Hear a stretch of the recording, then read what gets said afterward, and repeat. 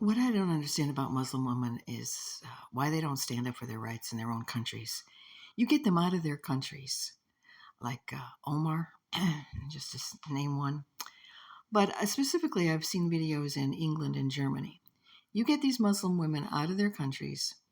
They take off their face covering. They may still have their head covering and cover their complete body. Um, but you can tell they're Muslims.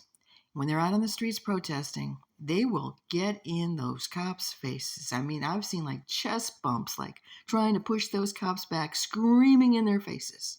They're like fearless, right? Maybe because they know those cops are not hurt them.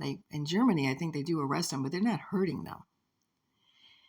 In England, they just totally back down.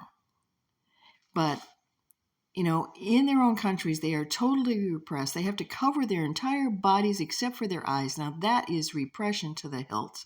And they're treated like a piece of meat. They're expendable. They don't care. Their men don't care if they kill them or hurt them.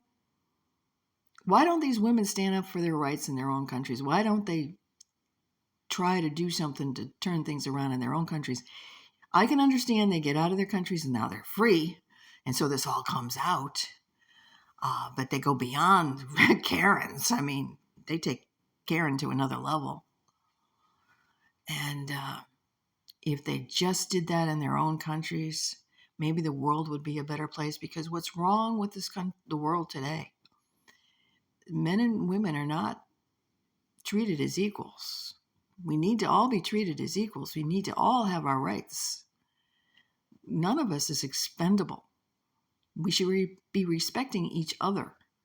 And this third world mentality that they have about women, that needs to stop, especially when they're integrating into these other countries. How does that affect the countries that they're coming into with mentalities like that? Oh, I know. We just turn our back on what they do to women, how they kill them and rape them and murder them. It's like, no. The world needs to become more civilized, not less civilized. And unfortunately, that's what I see happening. The uncivilized people are bringing the civilized people down to their level. The world will not survive if we continue to spiral down that path.